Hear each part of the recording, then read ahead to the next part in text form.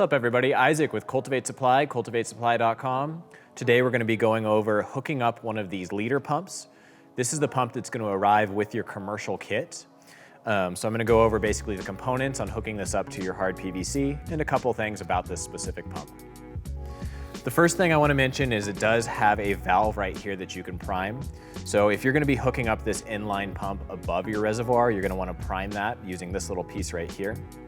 The other component that this pump has is it has something we call the brain. The brain basically allows for any sort of pressure compensation. So if you have solenoids, let's say, and the solenoid opens up, it's going to ensure that this is getting water there, versus if the solenoid closes, it's going to make sure the pump's turning off. Having said those couple things, let's get into hooking it up with PVC. The first thing we're going to want to do is use all of these components, which are going to be coming with your commercial kit. So this first one right here is a 1-inch male thread to a 1-inch slip. And we're going to need one of those on both the top and below down here.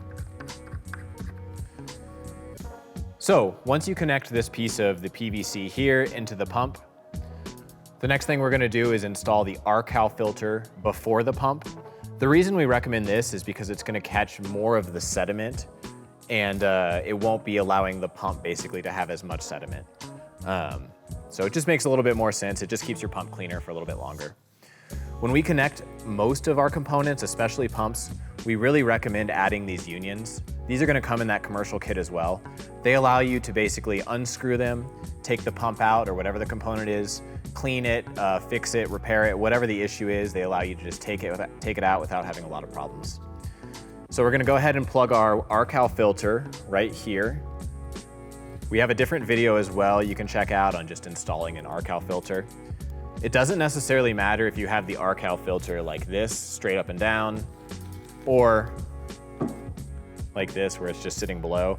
I kind of like it like this, but obviously if you're on the floor, it can't really sit all the way straight down.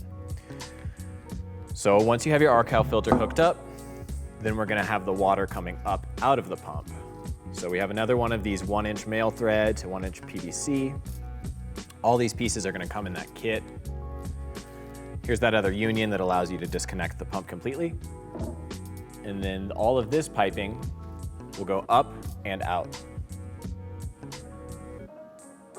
I hope you guys found this video helpful. If you did, definitely give us a like, subscribe, reach out to us if you have any questions, and check out our other videos on YouTube for more irrigation information.